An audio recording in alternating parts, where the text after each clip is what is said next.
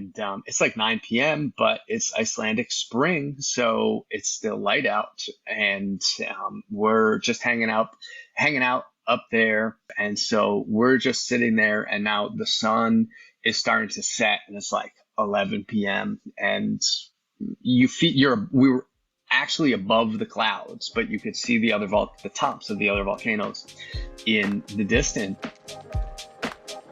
Hello and welcome to One-Off Travel Stories. I'm your host, Andrew Tawas-Jurna. Here each episode, I chat with someone about one of their favorite travel stories, that one story they've told countless times to friends and family around the dinner table.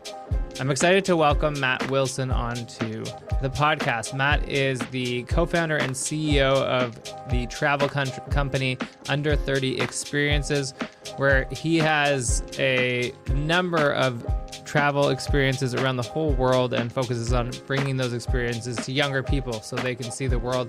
He's also the author of the Millennial Travel Guidebook. And prior to this, he was the co-founder of the site Under 30 CEO, which was acquired. Matt himself has been a digital nomad since 2010. He's lived in Colorado, Costa Rica, France, Puerto Rico, so sort of all over the world. Consequently, he's got a lot of great stories, and today he's actually going to tell us about a trip he took to Iceland. This trip actually happened to be the genesis of his company, Under 30 Experiences, where it all started. So we're going back to Iceland again, and with that, let's get to it. Hey, Matt, welcome to the podcast. Thank you so much for having me. Yeah, of course. It's great to have you on. Thanks for taking the time. I'm excited to chat today. I usually open by asking where you calling in from. So I am calling in from upstate New York right now. It's summertime, and so came up from Puerto Rico where I live to visit my mom. Oh, awesome! Yeah, that was going to be my next question. Are you home? So you're visiting. So you're visiting your mom in New York, and home is Puerto Rico. That's awesome. How long have you been living in Puerto Rico? Just over 2 years. Yeah, we really enjoy it down there. I live with my wife and now my little daughter, and yeah, it's been an amazing experience. It's been a new adventure. It's a beautiful place. I did a little background, and I know you've moved around. You moved around quite a bit. Lived in a bunch of places. Is 2 years a short amount of time, long amount of time? Are you guys already eyeing your next spot? Are you kind of hunkered down now with your daughter? Yeah, I mean, they say women like stability. My wife is probably an anomaly, and she'll go wherever. But yeah, my daughter's in preschool down there, and she absolutely loves it. We get to be outside 12 months a year, and instead of 6, like the couple of years that we did in upstate New York. But before that, via Austin, Texas, but that was a very short blip on the radar, to be honest, because of that pesky pandemic. But between 2012 and 2019, my wife and I lived in Costa Rica.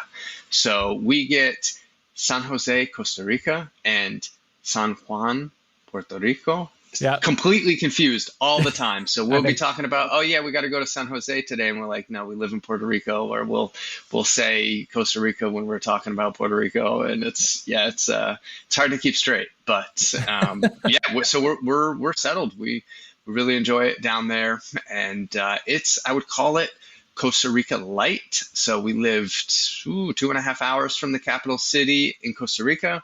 Yeah. And, we lived in a remote little fishing village, basically, little jungle town. We literally lived in the jungle. We had monkeys on our back porch, and it was incredible. But as far as schools and receiving mail and, creature comforts like Amazon or, a full service grocery store, supermarket. Yeah, there wasn't a lot of that kind of stuff. So it's weird how life changes, but Puerto Rico has a lot of the creature comforts that I didn't think I needed, but it was kind of a temporary stop, and then we're like, oh, we really like this and appreciate that, for better or worse, it is part of the United States, and that does come with it its advantages, but still feels foreign to us. I still get to practice Spanish. My Yeah. daughter gets to grow up speaking Spanish, which was really important to us because Yeah. my wife is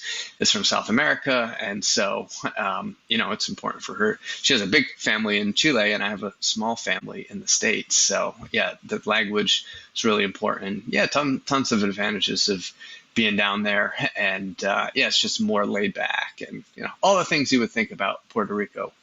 Yeah, of course. Also, it feels like a really nice in between to what you're describing, right? Like a little bit of the US creature comforts, but still that foreign, especially more Latin vibe, obviously, which is awesome. Envious. I love both those places. I've been to Costa Rica a few times now, and Puerto Rico as well. And I completely understand the getting mixed up of the capital cities. I have done that. I've done that many times. I want to talk a little bit about your business under 30 experiences, because I think it's super cool, and I'm just really curious how you got into that as well. Without me going through it, would be better if you summarize what it is exactly. But yeah, and then I'd love to hear, how did you end up doing that, sort of as a career? Sure. So, Under 30 Experiences is a small group travel company for people ages 21 to 35. I think we have 35 different itineraries in 30 plus countries now all around the world. Some of our more popular ones, of course, are Costa Rica. That was a huge draw for me to be down there. I showed up there with my backpack in 2012, and I guess we could get more into that story. But Peru and Machu Picchu, Iceland, Ireland, Thailand. These are some of our big sellers. And we really focus on the community aspect of things, where we realize, okay, yeah, there are a lot of different companies that you can go to get a good itinerary, and they have a good guide, but you might be with people, you might be with older folks on the trip, or less active people on a trip with another company. But we really try to focus on building community and having our travelers connect in a authentic way, and not so much like hey, we're going to do corny icebreakers. No, we're going to go do something fun, like zip lining or a surf lesson, or something that puts people outside of their comfort zone right off the bat. Just being in a foreign country, just arriving in Bangkok, like all of a sudden, where am I right now? And the people that you experience with, you get really close to them. And so, that's basically what we do. And geez, yeah, like I said, maybe 30 different countries at this point. And good news, because now I've officially aged out of Under 30 Experiences. Our community decided for us that we were going to start Over 30 Experiences for people in their 30s and 40s. So we'll see what happens in another 10 or 15 years when people still want to travel with us, because we literally have people who've been traveling with us for 10 plus years. And it's pretty amazing, the community that we've built. That is amazing. I'll also say, because I've been checking out your socials, I love the messaging. What I wrote down: help people live adventurous lives, which is awesome. There's through chatting with people on the podcast, you just start to realize how many different ways there are to travel if you really want to. Whether that's solo traveling or in couples on a budget, or boutique, bougie. And I've been finding more of these experiences like yourself, that you've built with communities that's more adventurous for certain age groups. I've got friends that have done similar trips, which is and they sound super fun. So I guess just tipping my hat to you here, for creating such a great experience. It's a great way for people to get out there. And I have noticed too, you just posted, or maybe posted recently, the Millennial travel guidebook or travel book. That's correct? Yes. What, Vivian, I'm aged out, I think, of your of your experiences as well. But what I was thinking about this. the message there is pretty clear. Have you found that millennials are just craving this after, a decade plus of working in offices or wherever they're working? Is that kind of what you found and you've seen as sort of a driving point to helping them get out of that daily grind? Absolutely. Like half of the people that come on our trips live in a random city across the US or Canada Yeah. for work. And it's really hard to meet people once you're past school age. Yeah. So to really build friends, build friendships, and people are busy at this age. I get it, right? Even millennials are starting to age. I'm on the older end of millennials, but now we're really seeing a lot of Gen Z come into our community, and that's a whole different story because they were craving this stuff. I don't know, out of the womb. I think they were built different than the millennials, but yeah, after just grinding and then we had that pandemic, so a lot of people are still revenge traveling, trying to get past all of that time being locked up, right? And so many of our friends are looking to get married or are having kids and that kind of thing. And so for the people who aren't engaged in that thing, or it's just not the time yet, or even if they are and they need a break, it's been super valuable for people to say, wow, okay, I need to just hit a pause on my life and go somewhere, but I don't necessarily want to be completely alone. So you can solo travel, but you're not in the middle of nowhere with no communication. You can have these reflective experiences with other people who you can actually, connect with. Yeah, that's awesome. And it's fine. I mean, I've solo traveled, and you always have those nights where even though you want to solo travel, you're like, oh, I need to go meet people, or I feel like I want to be social, and it's hard, right? Like, figuring that all out while you're alone. So it's really quite nice to be with friends, or better yet, with folks that you've just met, but you're sort of in a group together. So really appreciate that model. I've just been curious about this, so thanks for sharing. But the goal of the podcast is to hear about one of your travel experiences, and I know you've got a story in mind keyed up for us. So I'm gonna transition to that now. But thank you for sharing. With that, you want to give us a little bit of background about the travel story you're going to share? Like what year was it? Where are we going? And why are we going there?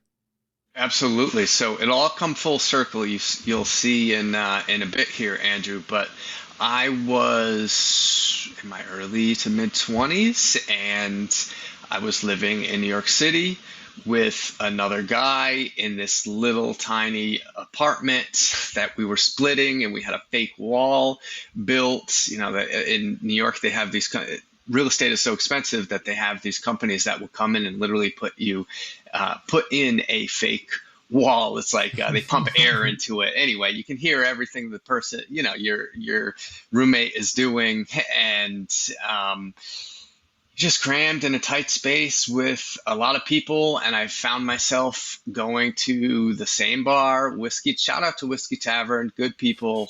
But I'm really glad that I'm not there all the time anymore. Or honestly, I haven't been back. Although I'd love to stop in.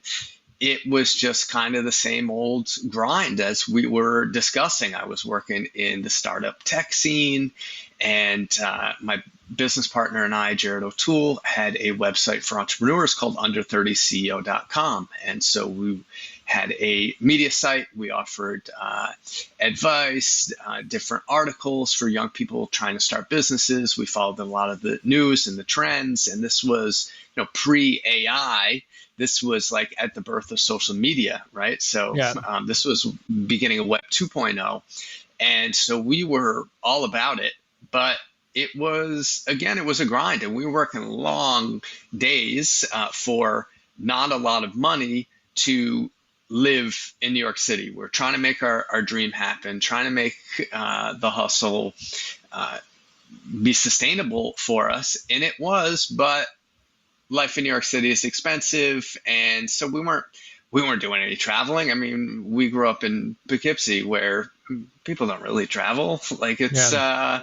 yeah, it's just a different, it's just like it's the far suburbs, where we're from. And so it, yeah, so basically, we were there, like kind of caught in this rat race, if you will, and we got a random email to under30co.com, and it was an invitation to come to Iceland to explore the effects of climate change on young people's businesses. Hmm. And they put together this big slide deck with a package for us to go out there, and it was going to include super jeeping through snow-capped mountains and exploring these volcanoes and glaciers, and like 3 times a day we were going to hit a new waterfall, and it was all to explore the effects of climate change on tourism, and specifically with this one guy, Siggi, who we'll come back to in a minute, who he started his business. He was quite young at the time, and he started his business because he was on the Icelandic rescue team. And in 2010, when that volcano erupted, I'll pretend to announce it correctly. Eyjafjallajökull, which is not so bad. Not bad. Yeah. That volcano erupted in 2010, and the BBC knocked on his door because they heard he worked on the rescue team and said, "Can you take us up there to get footage?" And he said, "Yeah, sure." And they offered to pay him. And he was like, "Wait a second! I've been going up there since I was a kid. This is awesome." So Yeah. he started his business like that. So we got connected with Siggi through this random third party person, which that's a whole nother story, which I won't get into. But there was a third party involved, which we were highly skeptical of, and I think rightfully so. But anyway, we finally were like, all right, well, I'm going to show up at the airport, and if this Iceland Air thing turns out to be a scam, I totally get it, but I'm gonna I'm gonna go for it. And so Right. ended up going to Iceland. It was real. Siggy picked me up at the airport, and he showed me the most incredible time through Iceland. And we were basically shooting a mini documentary, or series, or these early days again of social media, about how these glaciers were melting. And keep in mind, at the time, I'm a blogger from under30ceo.com, a few years out of college. I really didn't know anything about climate change. I mean, this is early 2010s. I didn't know much, and I was just there like, hey, I'm going on a free trip, and yeah, I'm going to do it. I'm going to do it justice, of course, by trying to promote this, because we did have a very nice audience at that time. We had 500,000 monthly visitors, and so this was really at our peak of our kind of media careers. And so Siggy took me. We went skiing off this backcountry, this backcountry glacier, where I was literally dropping into this bowl all by myself. He would pick me up in the snowmobile at the bottom, bring me back up the mountain. It was just incredible. And so we went on. Yeah, go ahead. So I had a question, just to clarify a couple of things, because this it's just funny how it's coming together. So at the time, you guys were writing what I guess you like on your website. Was it more like a blog? But were you doing journalistic type work for that?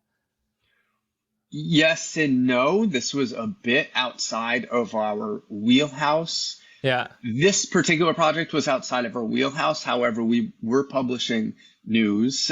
We were covering businesses that were doing social good as well. We were really kind of at the forefront of this is time when things like Tom Shoes was just getting started, and Right. These type of things were becoming quite popular. And so yeah, we were covering things, but this was like little outside of our wheelhouse. However, we thought, you know what? Like, this sounds too cool to not accept, and we're going to do our very best. I did forget one random part of the story.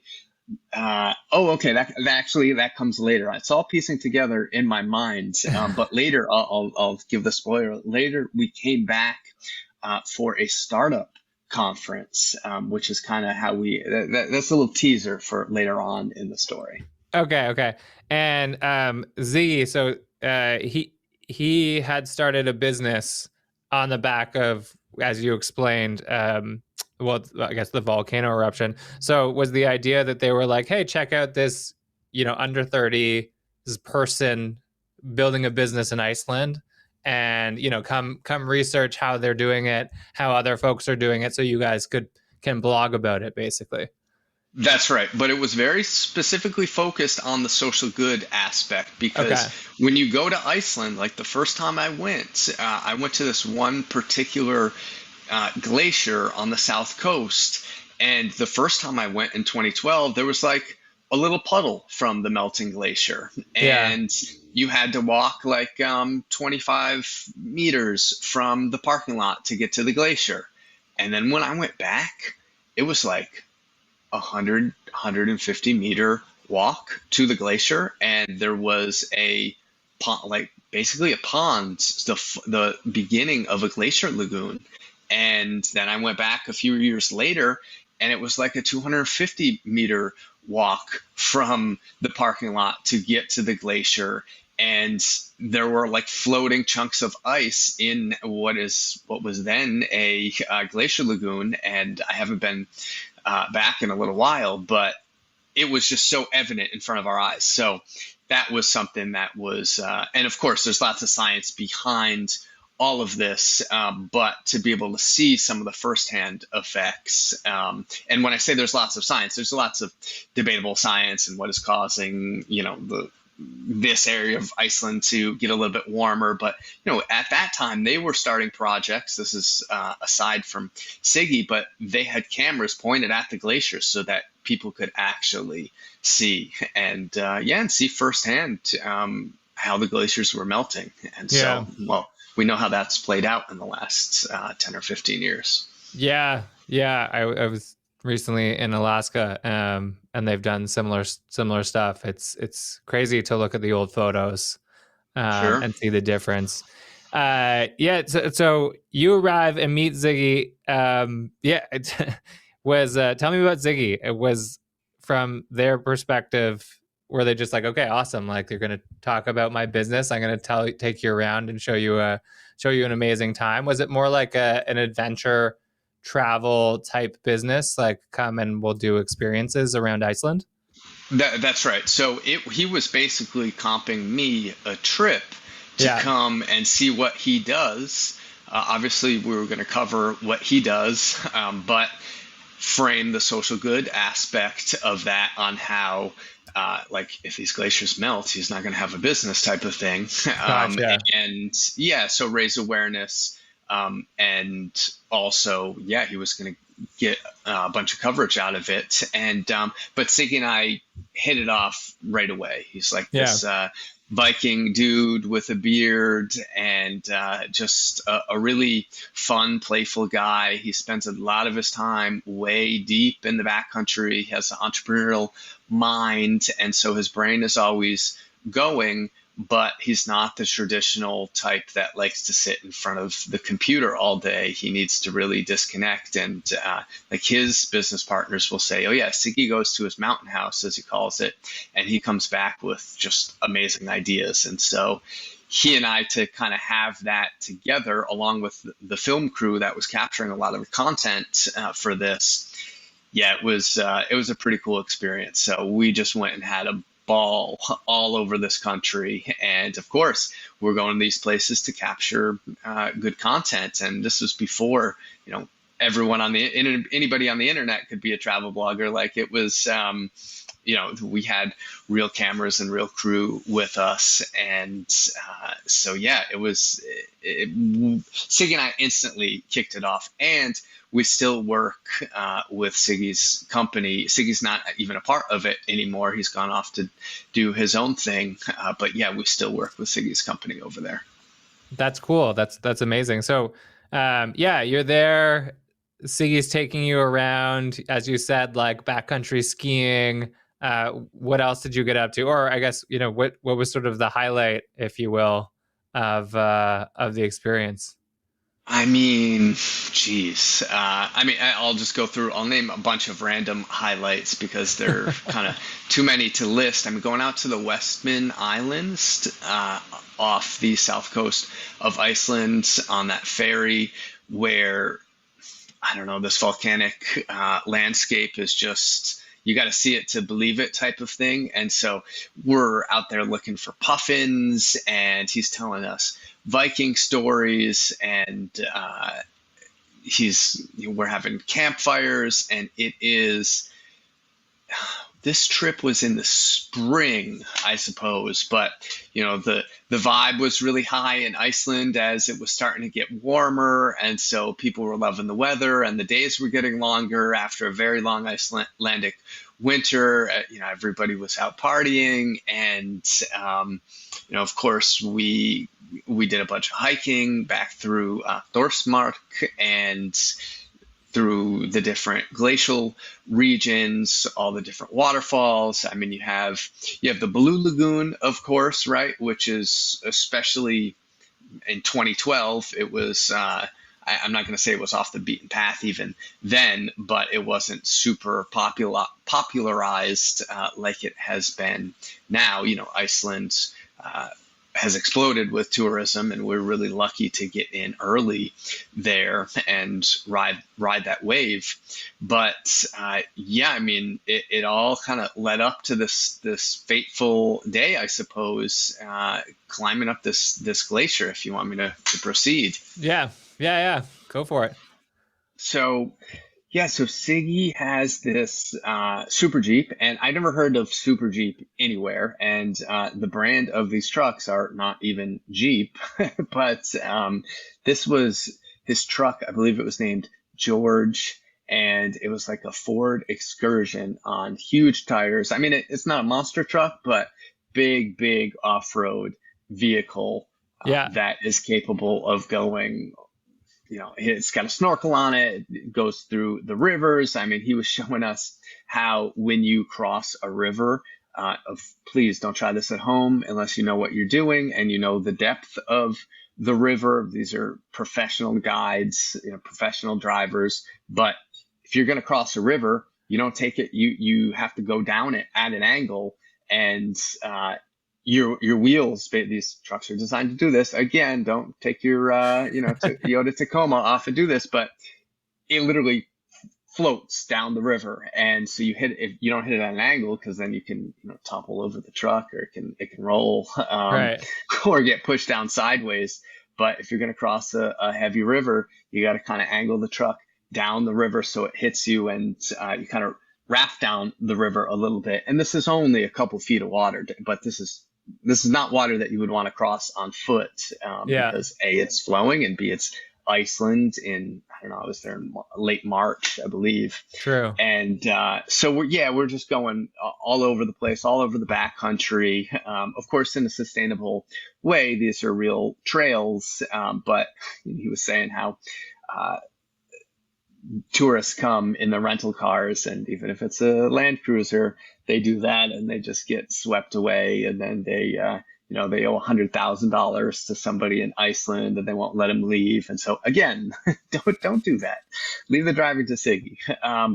But yeah, so we started heading up the was it the Eyjafjallajökull volcano, or it might have been the Tinful volcano? I'll have to go back and fact check. One we were on top of, and one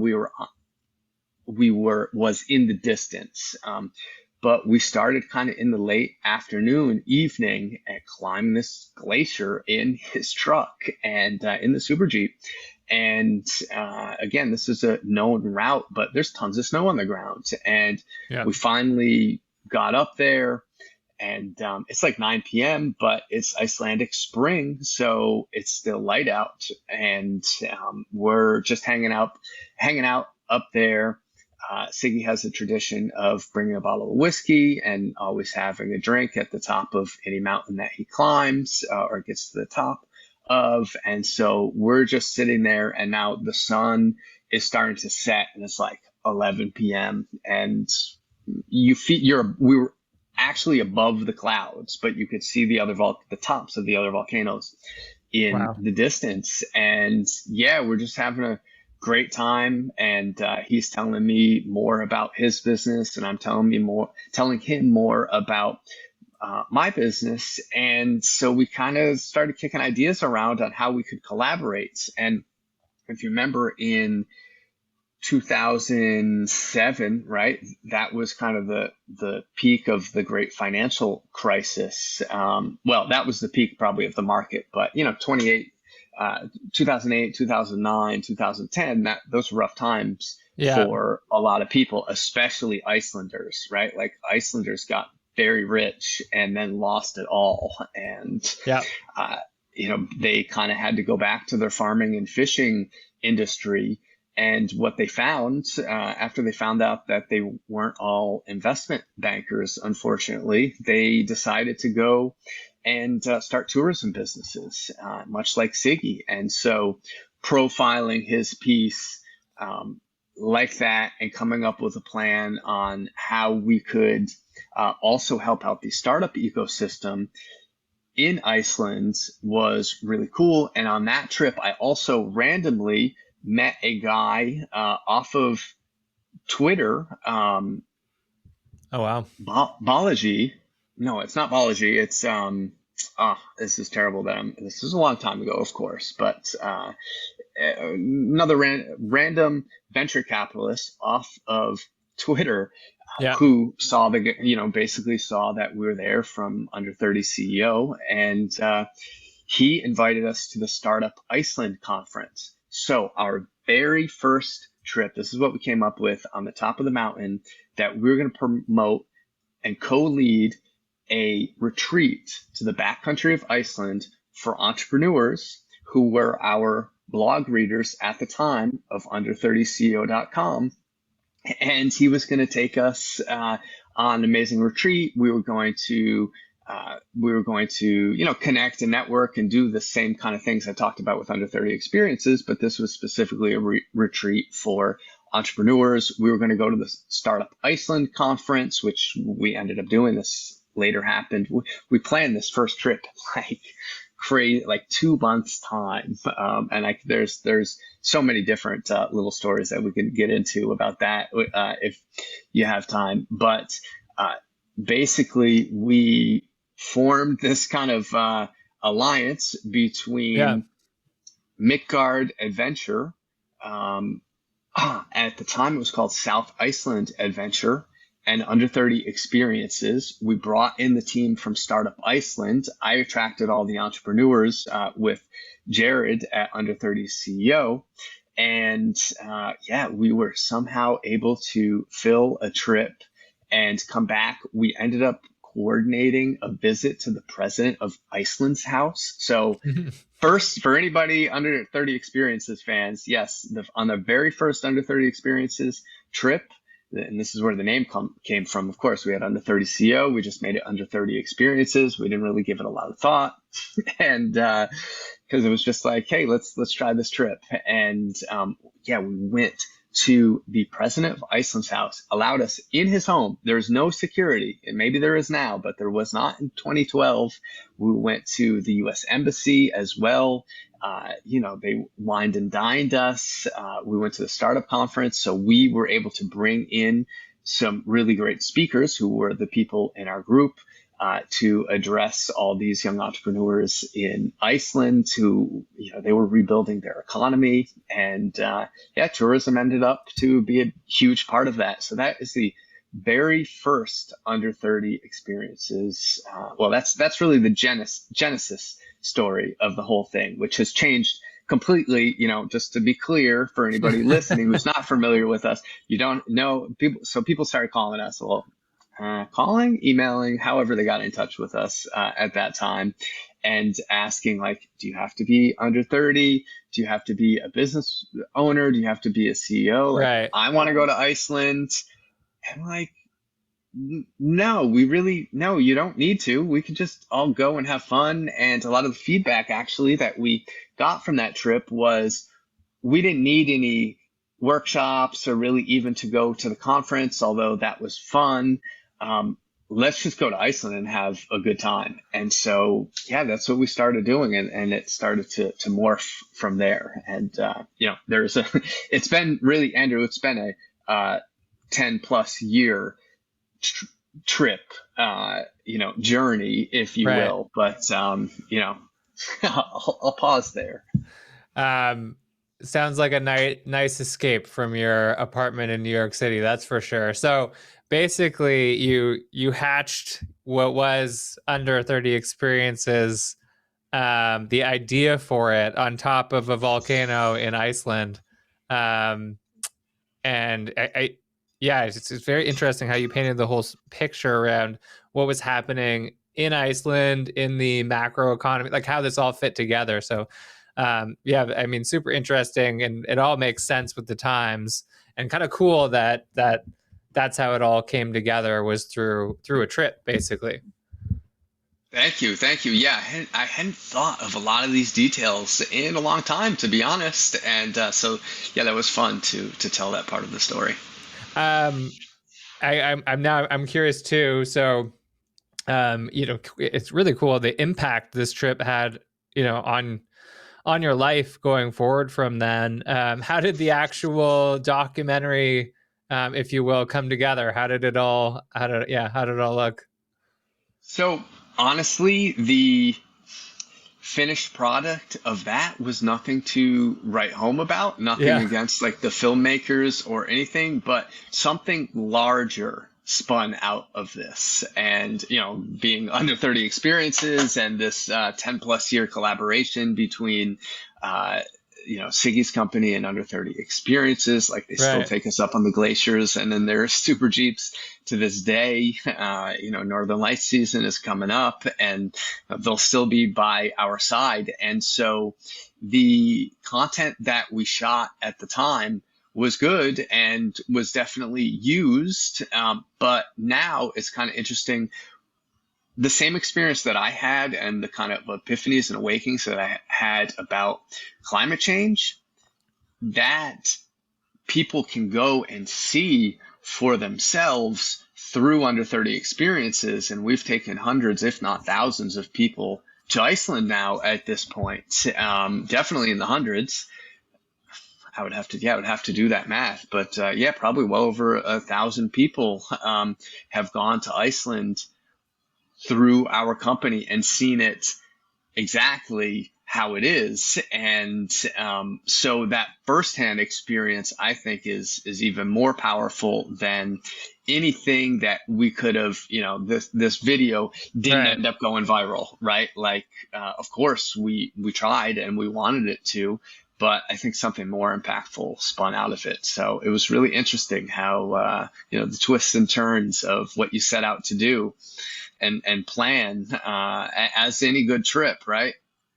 It Yeah. might go a little bit differently, but it ended up being something, yeah, even cooler.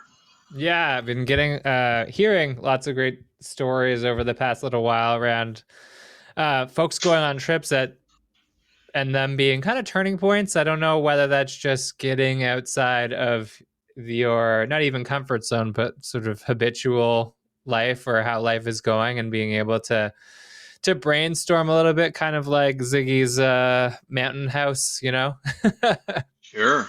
uh, Yeah, right in the center of Iceland. I mean, there is nothing around this place. It's pretty incredible.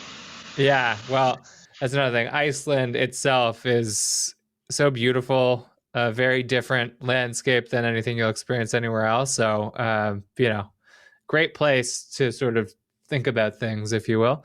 Um, what's so? I imagine you got back after your trip to New York and then started putting these plans into motion. Um, so thanks for sharing that amazing story. What's on the horizon? So back to the present. What's on the horizon for you today?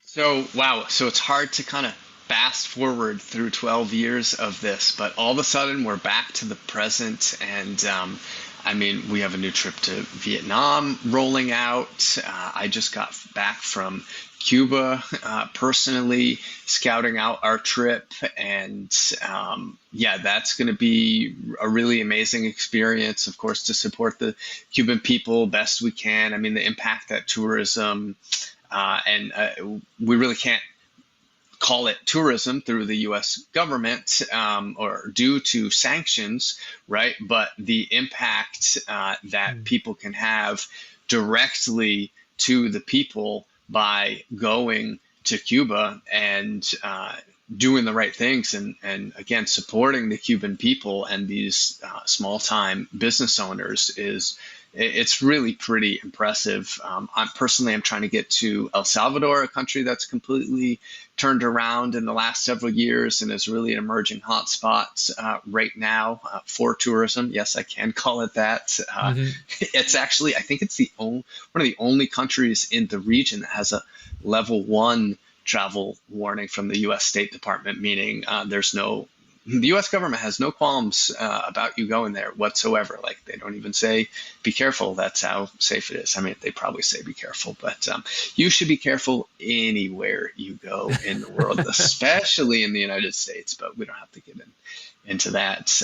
But yeah, those are a few things that are on the agenda. I just got back from Korea and Japan earlier, I guess, in the spring. And so that was my first time in those two countries. If you can believe it, I will tell you that I enjoyed Korea more than Japan. Japan, of course, has some things that you can't get in Korea.